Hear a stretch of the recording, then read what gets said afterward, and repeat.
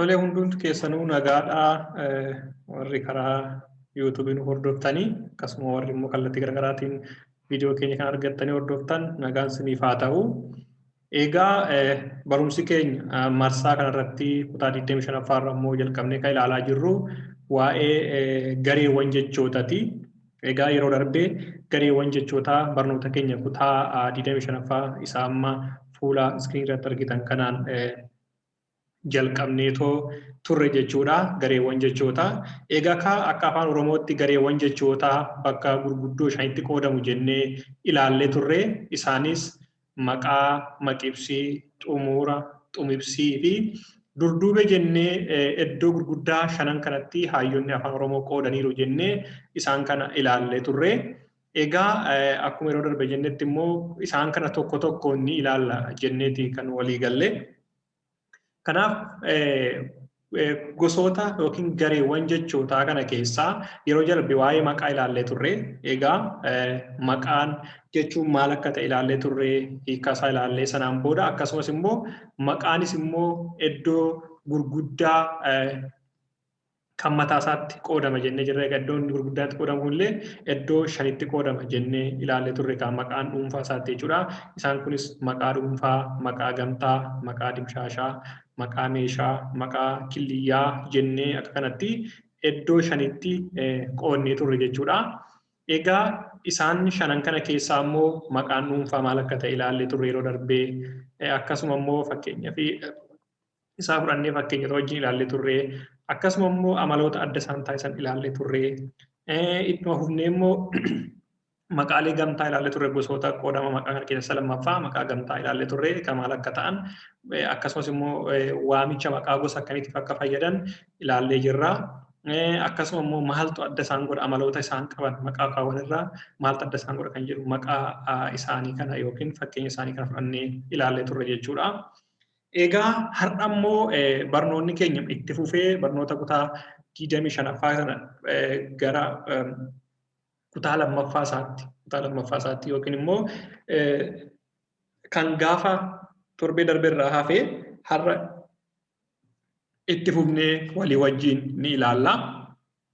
Egaa yeroo darbe maqaan bakka gurguddoo shanitti qoodama jennee erga ilaallee maqaa dhuunfaa jennee jirra, maqaa gamtaa, maqaa dimshaashaa, maqaa meeshaalee fi maqaa killiyyaa yookiin maqaa icciitii jennee shanitti qoodne turre. Isaan sana keessaa maqaa dhuunfaa maal akka ta'e ilaallee turre, maqaa gamtaa maal akka ta'e ilaallee turre. Egaa isarraa kan hafe immoo har'atti bulfannee jechuudha. Har'a itti fufnee walii wajjin ilaalla isa sadaffaarraa eegalle jechuudha. Kanaafuu namoonni haaraa dhuftan, namoonni viidiyoo kana jalqabaaf dhaggeeffattanii duuba deebi'aatoo barnoota keenya kutaa 25ffaa ilaalatoo sirriitti hubattuu wal qabata waan ta'eef barumsi kun isiniin jenna.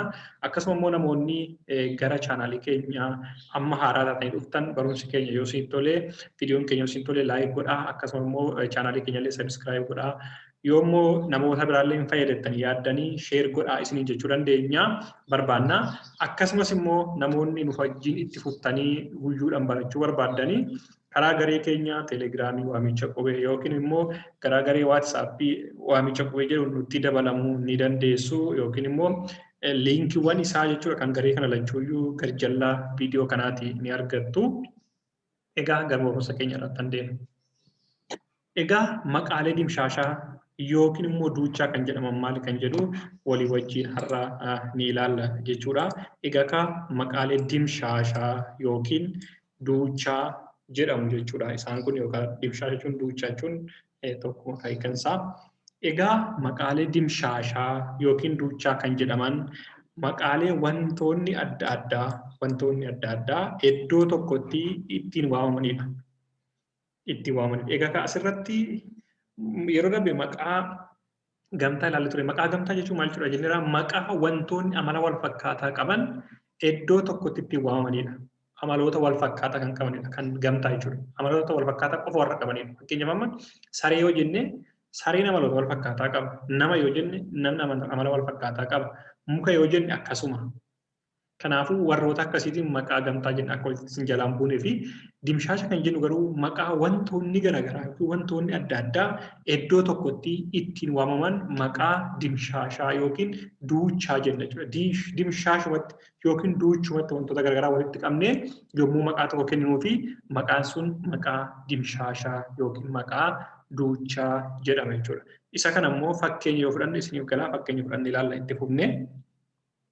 Fakkeenyaa fi beeylada yoo jenne egaa beeyladni gosa hedduutu jira. Beeylada gosa tokko qofa miti. Fakkeenyaaf loon addatti jiru yookiin re'oonni addatti jiru, hoolonni jiru, kan biraa gosa baay'eetu jira waan ta'eef beeylada. Egaa wantoonni kun kan garaagaraati.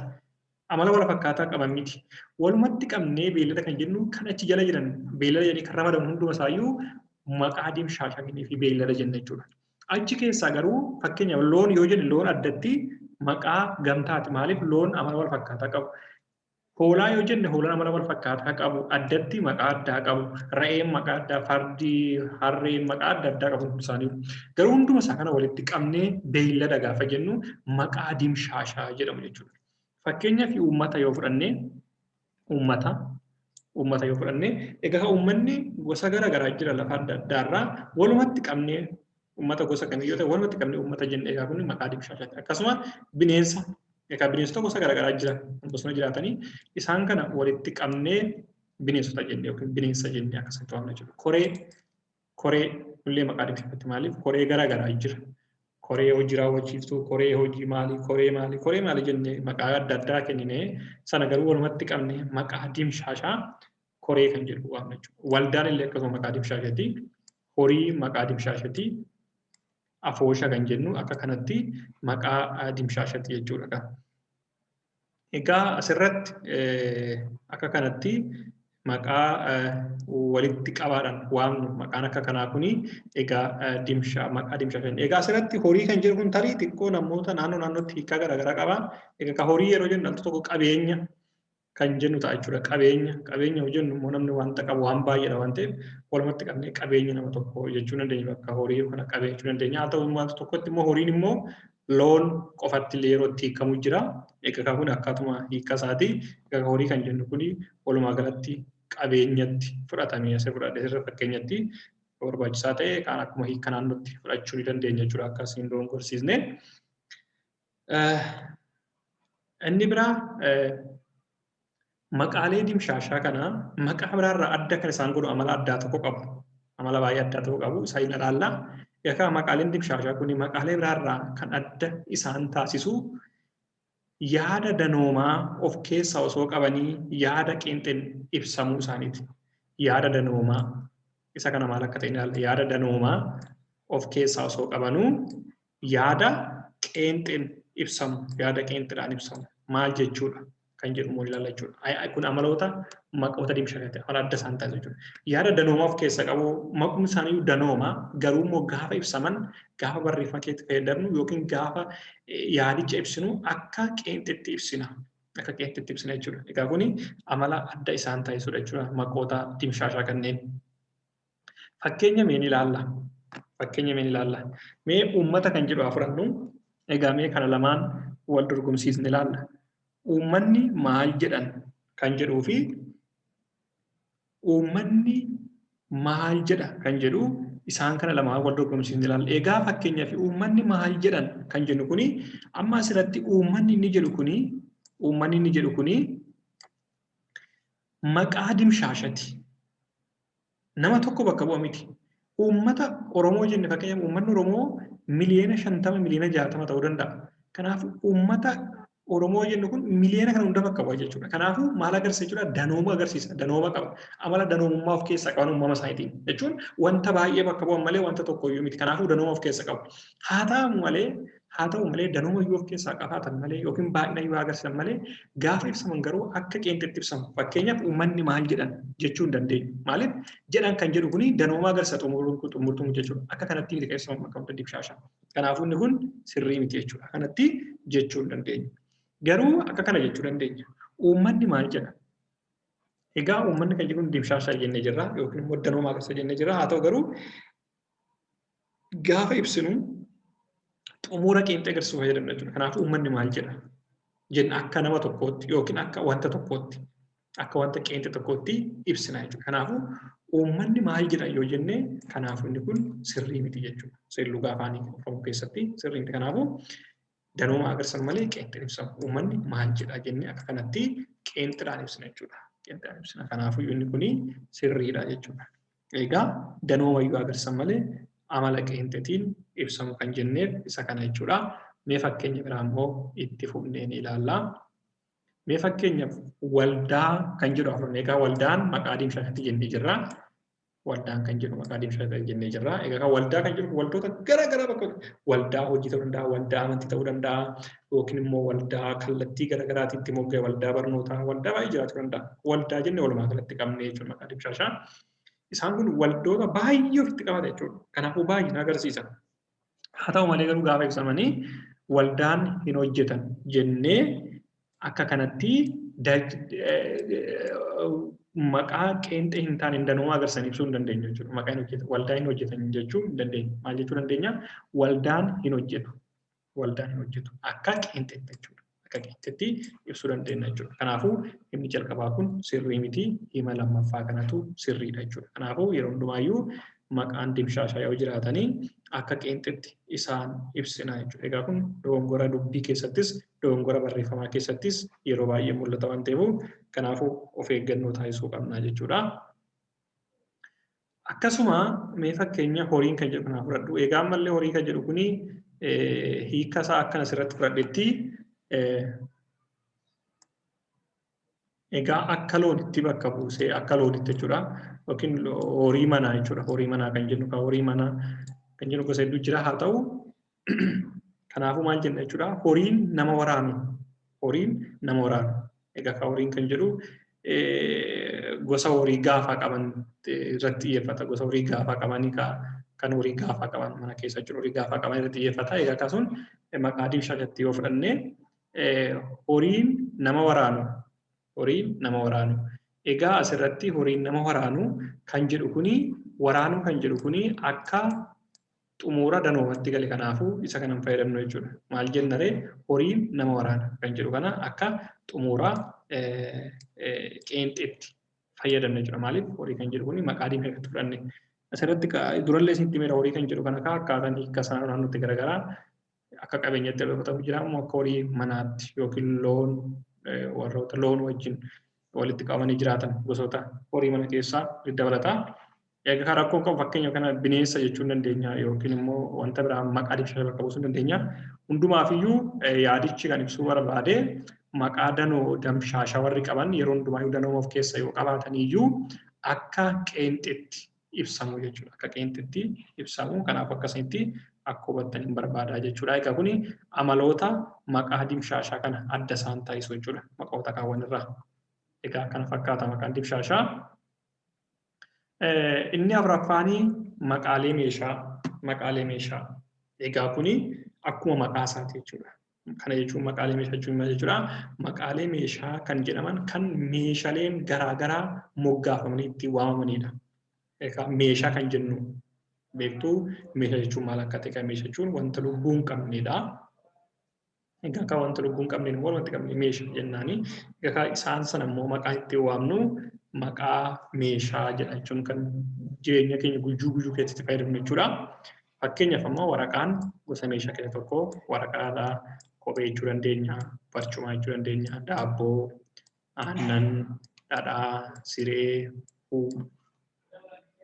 ubboo jechuu dandeenya, kitaaba jechuu dandeenya, elemtuu jechuu dandeenya. Egaa kun meeshaalee deelii jireenya keenya guyyaa keessatti itti fayyadamnu waan ta'eef isaan kun kan maqaalee meeshaaleeti. Egaa maqaan akka kanatti fayyadamnu immoo walumaa galatti maqaa meeshaalee jedhamu jechuudha. Maqaa meeshaalee jedhamu jechuudha.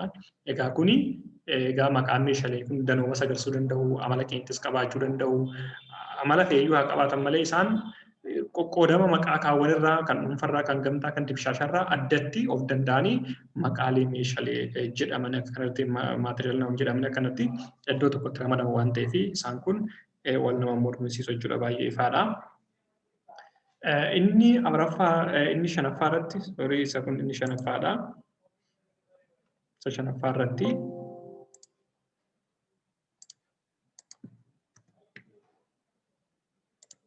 shanaffaarratti maqaalee killiyyaa yookiin immoo icciitii jechuudha. Yookiin abstract noun isa jedhama jechuudha afaan Ingilizitiin abstract noun isa jennu jechuudha. Egaa maqaaleen killiyyaa kun maqaaleen killiyyaa yookiin maqaaleen icciitii kuni isaan yeroo baay'ee maqoota gocha irratti hundaa'an, ta'umsa irratti hundaa'an yookiin yaada irratti hundaa'anidha. Isaan kuni qabatama miti jechuudha. Qabatama wanta qaqqabnee ilaallu yookiin immoo wanta jedhamne fakkeenyaaf loon yoo jenne loon qaqqabnee arguu dandeenya. Maqaa meeshaa yoo jenne maqaa meeshaa qaqqabnee arguu dandeenya. Maqaa namaa caalaa yoo fudhanne maqaa dhuunfaa caalaan kam akka ta'e qaqqabnee arguu dandeenya. Garuu maqaan killiyyaa yookiin immoo maqaan icciitii jedhaman kuni gocha irratti ta'umsa irratti yookiin yaada irratti kan hundaa'anidha. Yaadan jenna malee fiizikaalii qaqqabannee maqaalee arginuudha. Kanaaf abstract jedhama jechuudha. Abstract noun isaan jennu jechuudha. Wanta qabannee ilaaluu dandeenya jechuudha. Isaan kun immoo fakkeenya fudhannee isiniif galu fakkeenyaaf bilisummaa. Bilisummaa kan jedhu kuni amma sadarkaa gochaatti yookiin ta'umsaatti yookiin sadarkaa yaadatti ibsamuu danda'a jechuudha. Fakkeenyaaf hiyyummaa yoo jenne akka kanatti sadarkaa yaadatti yookiin sadarkaa gochaatti ibsamuu danda'a. Maqaalee kana maqaa killiyyaan fakkeenyaaf gowwummaa yoo jenne gowwummaa gocha nama tokkootiin yookiin akkaataa ta'umsa nama tokkoo ta'uu dandeenya. Akkasuma gamnummaa yoo jenne akkaataa gocha nama tokkoo irratti hundoofne, dhukkuba yoo jenne akkaataa ta'umsaa irratti hundoofne ta'uu dandeenya. Akka ta'u tokko akkaataa yaada irratti hundaa'uu dandeenya. Fayyaa jechuu dandeenya. Egaa jabina, laafina. Egaa kunniin maqaaleen akka kanaa kun maqaaleen akka kanaa yaadan gochaan kun ta'umsaan ibsaman kunniin maqaalee killiyyaa yookiin maqaalee icciitii jedhamu jechuudha. Egaa isaan kuni maqaan kaawwan irraa adda jechuudha. Adda gochaan yookiin yaadan malee kan beeknu qabatama wanta qaqqabnuu miti jechuudha. Gocha isaaniitiin fakkeenyaaf hiyyummaa tokko namni tokko hiyyeessa jechuudhaa fi akkaataa jireenya isaa ilaallee yookaan wanta inni nyaatu yookaan wanta inni uffatu yookaan waan ta'e akkaataa gocha isaa sana ilaalleeti jechuu dandeenya malee jechuun hiyyummaan kana jennee gochaan ibsina yookiin akkaataa amala isaatiin ibsina malee hiyyummaan kana yookiin gosa qabee tokko gosa meeshaa tokko bakka bu'a miti. Kanaafuu wantoota maqoonni akkanaa kun maqoota killiyyaa yookiin immoo maqoota icciitii yookiin abstract noun jedhamanii kanatti qoodaman jechuudha. Egaa walumaa galatti haga ammaatti kan ilaalaa turre gosoota maqaati. Gareewwan jechaa bakka shanitti qoodnee garee jechaa shanan keessaa maqaan isa tokko maqaan dhuunfaa isaatti bakka shanitti qoodnee ilaallee jirra. Maqaa dhuunfaa ilaallee, maqaa gamtaa ilaallee, maqaa dimshaashaa ilaallee, maqaa killiyyaa yookiin maqaa icciitii fi maqaa meeshaa jennee bakka gurguddaa shanitti qoodnee ilaalla jechuudha. Kun immoo seelluga afaanii seeraan barreessuu keessatti baay'ee gahee qaba waan ta'eef isaan kana irra deddeebisanii dhaggeeffatanii adda baafachuu dandeessu jechuudha. Caalatti itti fufnee immoo ammallee barumsa tokko ni ilaalla. Innis maalidha? Kallattii biraatiin immoo akkatti maqaa qoodantu jira. Egaa akka dura qoodnin alatti jechuudha. Akkaataa qoodama garee maqaatti aanee yookiin qoodama maqaa kallattii biraatiin qooduu ni dandeenya. Walumaa galatti isaan kunis bakka lamatti qoodamu jechuudha. Karaa biraatiin walumaa galatti maqaan bakka gurguddoo lamatti qoodamu jechuudha. Isaan kana immoo mee ni ilaalla. Isaan kun immoo lakkaa'uu irratti qoodamni isaanii. Kanaafuu isaanis tokkoffaa maqaa lakkaa'aman yookiin countable noun jenna jechuudha afaan Ingilizitiin maqaa lakkaa'aman fi maqaalee hin lakkaa'amne yookiin immoo uncountable nouns jenna jechuudha afaan Ingilizitiin. Egaa isaan kunniin gosoota maqaalee jennee bakka lamatti qoodnee ilaalla jechuudha. Egaa mee maqaalee lakkaa'aman jechuun maal akka jechuu ta'an ni ilaalla. Maqaalee lakkaa'aman countable nouns jechuun maal akka ta'ani. Egaa maqaalee lakkaa'aman jechuun maqaalee tokko, lama, sadi jennee lakkaa'uu dandeenya jechuudha. Lakkoofsan lakkaa'uu dandeenya. Tokko, lama, sadi, afur, shan jennee baay'ina isaa lakkoofsan kaa'uu yoo dandeenye maqaan akkasii maqaawwan lakkaa'amu jenna jechuudha. Kan lakkoofnee maqaadhaan kaa'uu dandeenyu yookiin baay'ina lakkoofsa isaatiin kaa'uu dandeenyu maqaaleen akkasii maqaalee lakkaa'aman jedhamu jechuudha. Fakkeenyaaf kitaaba yeroo lakkoofnu kitaaba 4, kitaaba 5, kitaaba 10, kitaaba 20 jechuu dandeenya jechuudha. Nama 10, nama 20, nama 30 jennee baay'ina namaatiin ibsina jechuudha. Loon 3, loon 10, loon 20 jennee lakkoofsan ibsina jechuudha lakkoofne. qarshii tokko lama sadii jennee lakkoofnu waan ta'eef qarshii dhibba qarshii kuma qarshii miiliyoona jennee akkasatti ibsina jechuudha. Fardallee fakkeenyaaf lakkaa'ama farda 10 qaba yookiin farda 8 qaba farda 2 qaba jennee akkasanatti fardallee lakkoofsan ibsuu dandeenya jechuudha. Egaa kaasaan kun maqoonni akka kanaa kun jechuudha. Maqoonni akka kanaa kuni maqoota lakkaawaman jedhamanii qoodamu jechuudha. Maqoota lakkaawaman jedhamaniitu qoodamu jechuudha. Yeroo hundumaayyuu maqoota akka kanaa kana lakkoofsan ibsina jechuudha. Lakkoofsan ibsina jechuudha. Lakkoofni tokko lama sadii jennee waan lakkoofnuu fi lakkoofsan yoo ibsine maqaaleen akkasii kun maqaalee lakkaawaman yookiin immoo kaawunteebl naawuns jedhamu jechuudha. Egaa kuni jireenya keenya guyyaa guyyaa keessatti argina adda baafachuu hin dandeenya. Inni biraa maqaa gosoota maqaa keessaa maqaa hin lakkaawamne lammaffaan maqaa lakkaawamneedha. Lammaffaan maqaa lakkaawamneedha. Egaa kan maqaa hin lakkaawamne kan jedhaman immoo kan tokko lama sadii afur jennee lakkaa'uu hin dandeenya jechuudha. Lakkaa'uu hin dandeenya. Tokko lama sadii jennee lakkaa'uu hin dandeenya. Garuu isaan kun maal taasifamuree gargaarsa meeshaa biraatiin lakkaawamu. Fakkeenyaaf amma aannan yoo jenne aannan lama aannan sadii aannan afur jechuu hin dandeenyu. Lakkaa'uu hin dandeenyu jechuudha. Mee fakkeenya isaa ilaala. Aannan fakkeenya yoo fudhanne aannan sadii aannan afur jennee lakkaa'uu hin dandeenyu. Lakkaa'uu hin danda'u jechuudha. Aannan kun adda adda qoqqoodamee akka kanatti aannan lakkaa'uu hin dandeenyu. Maal goona jechuudha? Meeshaa biraa fayyadamuudhaan fakkeenyaaf qabee fayyadamuudhaan aannan qabee lama jechuu dandeenya. Aannan qabee tokko, aannan qabee sadii, aannan qabee walakkaa jennee meeshaadhaan safarra jechuudha. Qabeen kun akka meeshaa aannaniitti fudhatame jechuudha. Kanaafuu meeshaa ittiin safaramuu danda'u karaa ammayyaatti fakkeenya liitiraan safaruu dandeenya, miiliitiraan safaruu dandeenya yookiin qabee garaagaraatiin safaruu dandeenya. Gosoota safara garaagaraa jira. Egaa akka kanatti wantoota isaan ibsina jechuudha. Maqooleen lakkaawamne kana wantoota biraa fayyadamuudhaan isaan lakkoofne jechuudha. Fakkeenya dhadhaa yoo fudhanne dhadhaa amma lakkaa'uu hin dandeenyu. Kanaafuu fakkeenya dhadhaa jaayii tokko egaa jaayii yookiin meeshaa dhadhaa keessa godhamudha. Kanaafuu fakkeenyaaf dhadhaa yookiin kiiloo lama yookiin dhadhaa meetir kiibii tokko jennee akkasatti wantoota biraatiin ibsina jechuudha. Fakkeenyaaf farsoo okkotee 5 jennee kanatti ibsuu dandeenya jechuudha. Egaa kan biraa fakkeenyaaf kan akka zayita nyaataa waan garaagaraa dhangala'oo yoo ta'an baay'inaan dhangala'oo hajjoo yeroo baay'ee akka kanatti maqaaleen lakkaa'amneedha waan ta'eef wantootaan ifa isaan ibsina jechuudha. Fakkeenyaaf midhaan amma gosa midhaanii qamadii, garbuu, xaafii yoo fudhanne firii isaanii lakkoofneetii ibsinu jechuudha. Maal goona baay'ina ulfaatina isaatiin ibsina jechuudha. Ulfaatinaan safarra jechuudha. Meeshaa biraa fayyadamuudhaan akkasatti yookiin immoo meeshaalee qabee garaagaraa qabaniin akkasatti lakkoofna jechuudha malee isaan maqaa isaaniitti kan lakkaawamanii miti jechuudha. Egaa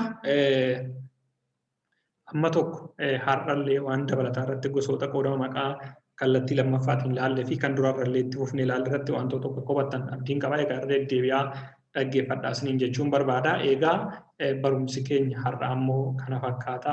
Egaa namoonni gaaffii yaada yoo qabaattan karaa koomintii kaa'uu dandeessu. Akkasuma karaa garee keenya telegiraamii kaa'uu dandeessu isiniin jennaa. Gaaffii yoo qabaattan akkasuma.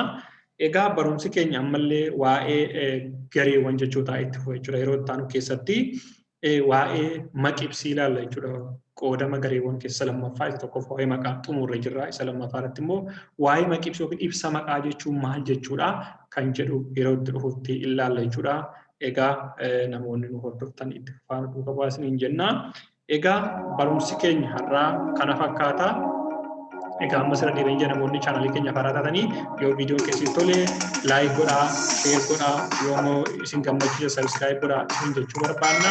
Barumsa biraatiin hamma walitti deebinutti nagaatti nu tura yeroo gaarii qabaadha.